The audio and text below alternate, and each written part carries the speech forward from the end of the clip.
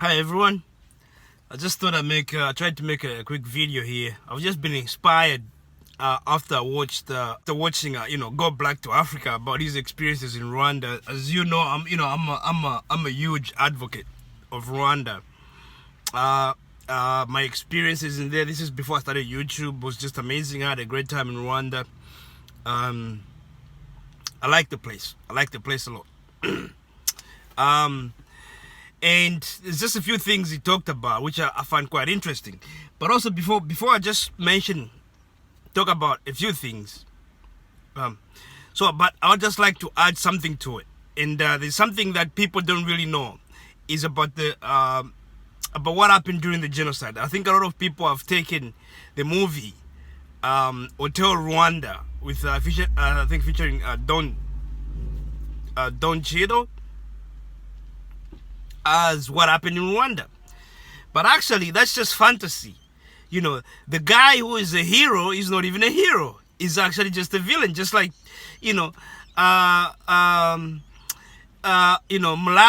or any other person who was doing the killings during the genocide. He made that whole story is fake. The guy is fake. That's why he's facing criminal charges today, because he's a phony. He was created by white people. Because one thing I've actually realized, just talking to white people about the genocide, there's even lies. A lot of white people tell me that the Tutsis were the majority and the Hutus were the minority. So it's like the minority managed to kill the majority. And it's like I have to talk to them. I'm like, no. Actually, the Tutsis were the minority. They're only about 13% or so, if not less. The majority are the Hutus. But I can understand why that news was spread like that, to make it look as if Africans just have this anger to kill. And this is one thing I've noticed all over the world when it comes to Africans. Even in America, where they say, oh, Africans are predisposed to violence. There was no violence in Africa before white people got there. There was, I can't remember her name, one of she must be like a minister in the South African government. She was doing an interview in Dubai, an interview that's similar to like her HUD talk. And when she was asked about all the corruption and the violence and whatever in South Africa, she said something that's interesting. And she's like, it was actually you guys that brought this thing to Africa. Before you, these things didn't exist. And it's like some in the audience clapped, like black people in the audience clapped. The other audience, non-black people, didn't clap because they don't get it. Because people don't know this truth. And this, when you look at the genocide did not happen in just 1994. What happened in 94 was the culmination of so many things after so many years, almost 50 years. Of people being destabilized and the hatred being preached on. And that was the end result of it.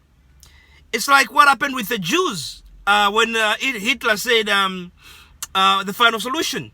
That's because for 500 years, Jews have been persecuted. So what happened in 94 was more like the final solution. But where did all these things start? Because the Hutus, the Tutsis, and the Twa, they've been living in harmony for hundreds and hundreds of years until the Germans showed up. When the Germans showed up, and then after after the Second World War, Germans sort of lost that territory. I think they gave it to Belgium, and things were just worse, because before, when they showed up, during colonialism was just basically white people showed up and they took control of everything.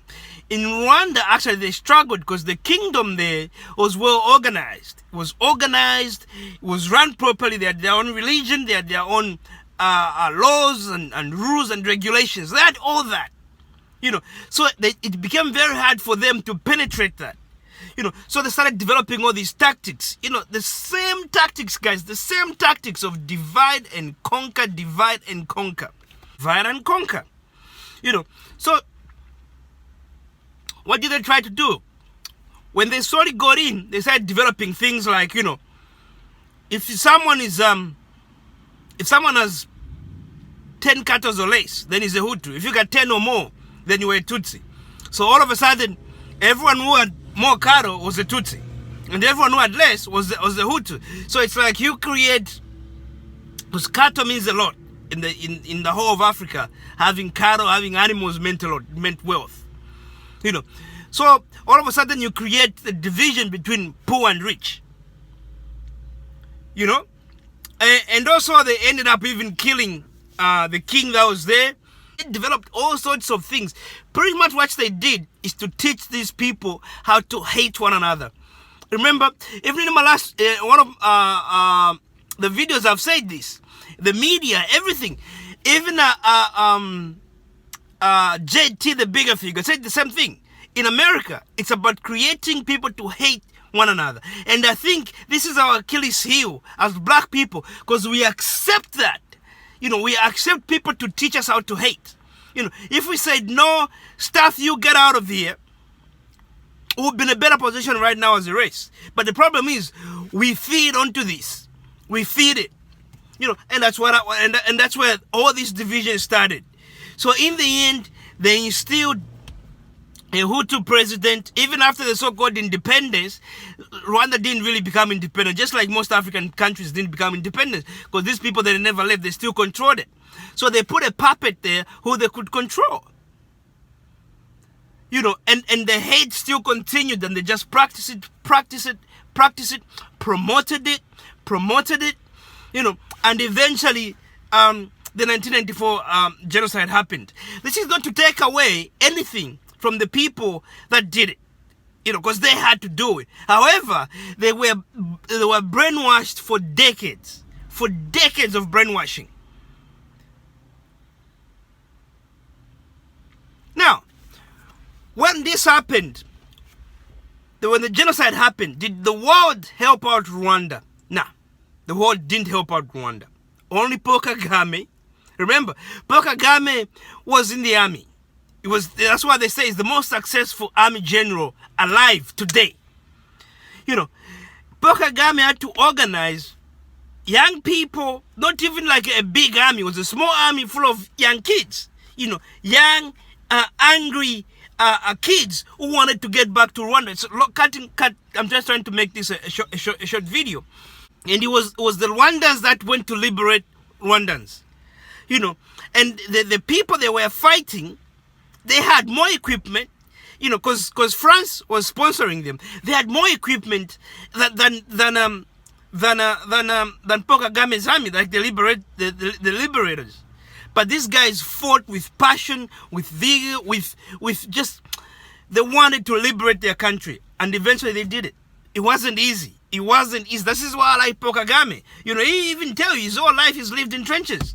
You know, he's been fighting all his life. That's why he's guiding this country somewhere. This is why I love this country. That's why this country has a vision. Because they have a leader who's not just become a leader, but no, he's fought for his country.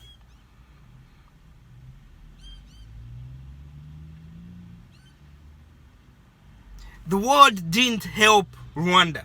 No one helped. You know, this is the other thing people like to see is about this freedom of speech, and everyone focuses on this freedom of speech.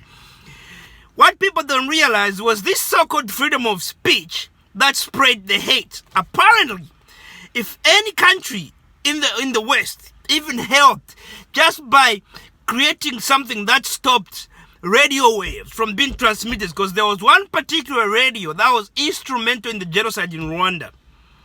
You know, they were the one who was spreading the hate, calling the Tutsis all sorts of names. Cockroaches, blah, blah, blah, blah. Kill them. It was that radio station. You know, that was freedom of speech. What did freedom of speech end up doing? 800 people ended up dead because of freedom. 800,000 people ended up dead because of freedom of speech. So when Rwanda decided to be a bit cautious on freedom of speech, don't blame them. Accept there's a reason for it. You can talk, you can do whatever you want to do. But what they try to avoid is a repeat of what happened. Please understand this. You know, sometimes you gotta go hard.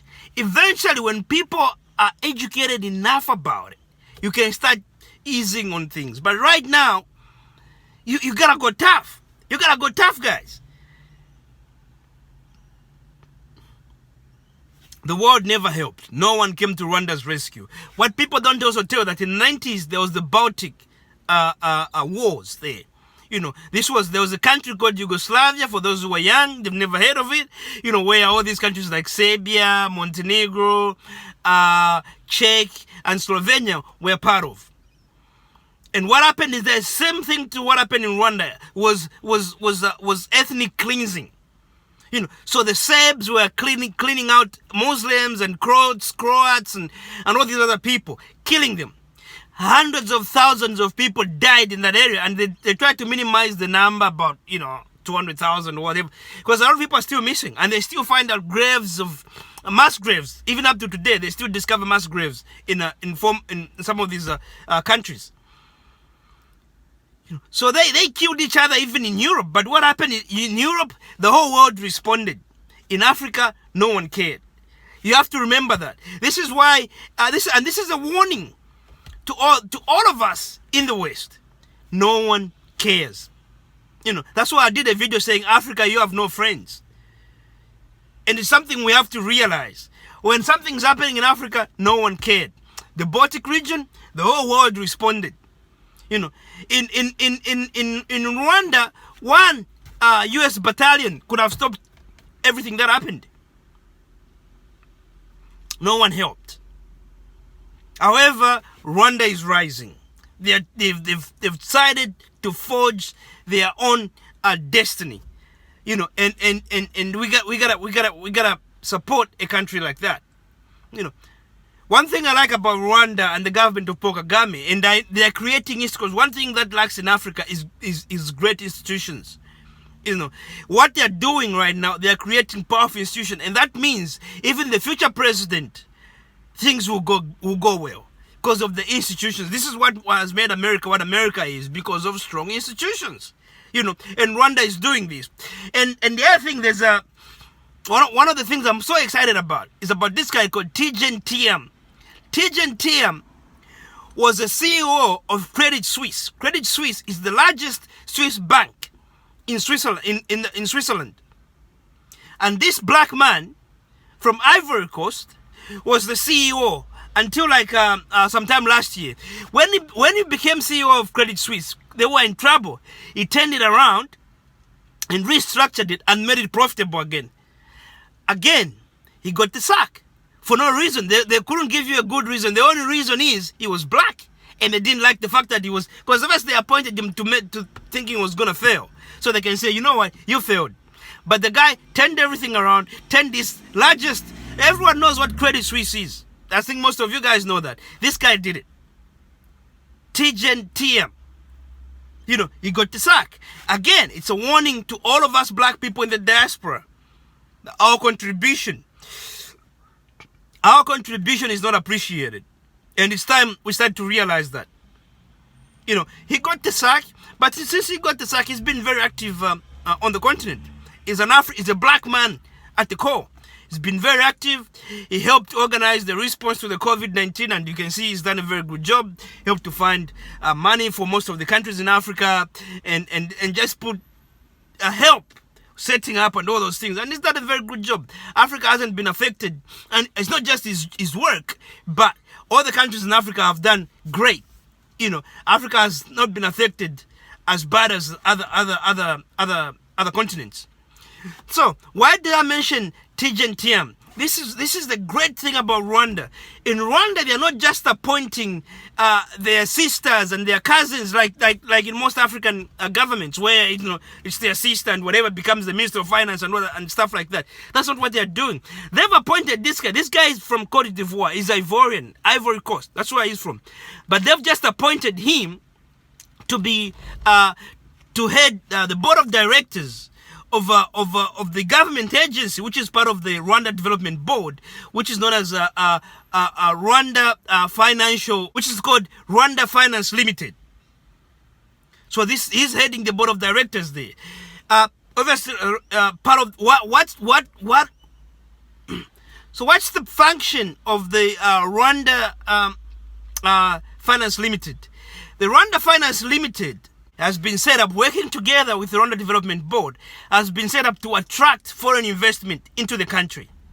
You know, but also in doing that, what they're trying to create is create the Kigali International Financial Center. This will be a world-class financial center designed to bring in investment into Rwanda and create highly skilled jobs in the finance sector.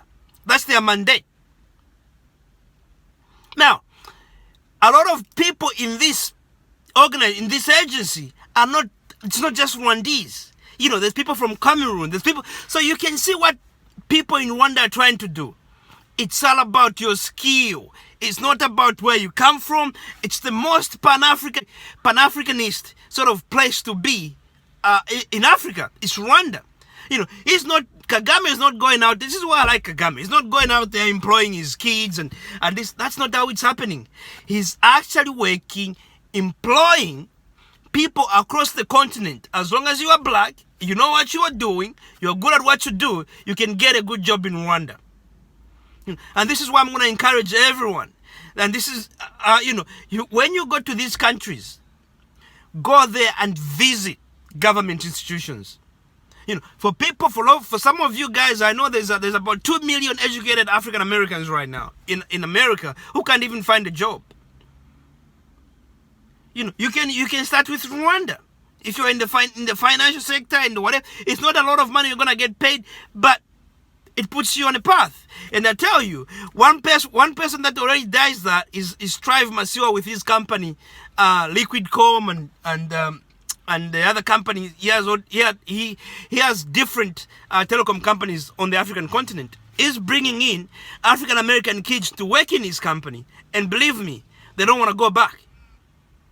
You know, so what I'm trying to say here is try to give Africa a try, give Rwanda a try.